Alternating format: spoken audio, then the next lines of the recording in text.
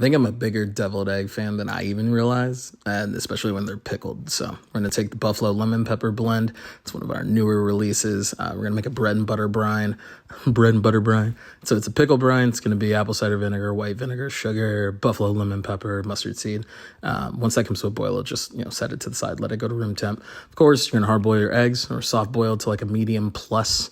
And then peel them, put them inside of a mason jar, fill it up with the pickle brine, leave a little bit of room at the top, and you're going to shake them up and leave them overnight for at least 24 hours. I do 48.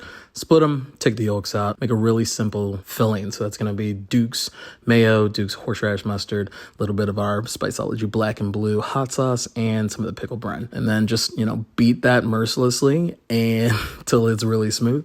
And then get it and pipe it, do the country pipe inside of a Ziploc bag if you have to, and some smoky honey on top. You're going to make these and you'll be the new Grandma Josephine at the cookout. You'll get invited back, I promise.